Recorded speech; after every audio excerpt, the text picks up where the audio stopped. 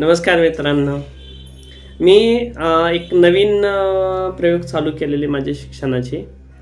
त्या माध्यमातून मी तुम्हाला आन्सर देणार आहे.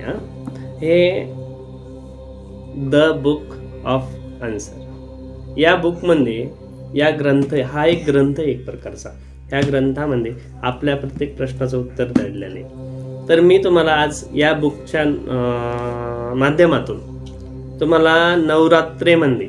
तुम्हाला नवरात्रेमध्ये देवी आई काय सांगणार आहे ते मी तुम्हाला ह्या बुकच्या माध्यमातून मी तुमच्या समोर उघडून सांगणार आहे की ह्या बुकमध्ये तुम्हाला काय आन्सर मिळाला, काय गाईडलाईन मिळाली, की देवी आई तुम्हाला काय सांगण्याचे प्रयत्न करते, की तुम्ही ह्या नवरात्रामध्ये काय केलं पाहिजे किंवा काय नाही केलं पाहिजे किंवा काय गाईडलाईन आहे हे तुम्हाला ह्या द बुक ऑफ आन्सरच्या हिशोबाने मी तुम्हाला सांगणार आहे.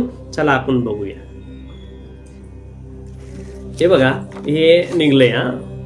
दिसतंय का तुम्हाला? बघा, वाचा. तुम्हाला वाचता येत असं प्रोव्हाइड यू सी थँक्यू. म्हणजे याचा अर्थ असा होतो मित्रांनो की देवी आई तुम्हाला जे काय देती, तुम्हाला जे काय देवी आईच्या कृपेने मिळतंय ते स्वीकारा आणि देवी आईला तुम्ही धन्यवाद द्या.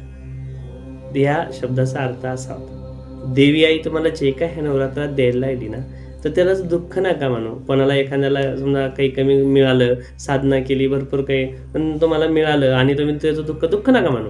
तुम्हाला जे दिलंय ना आई ना, त्याचे धन्यवाद द्या आईला. आई हे असं सांगण्याचे प्रयत्न करते तुम्हाला. हे ज्यांच्यापर्यंत ही गाईडलाईन जाईन, हा व्हिडिओ ज्यांच्यापर्यंत जाईन, हे त्यांच्यासाठीच आहे फक्त.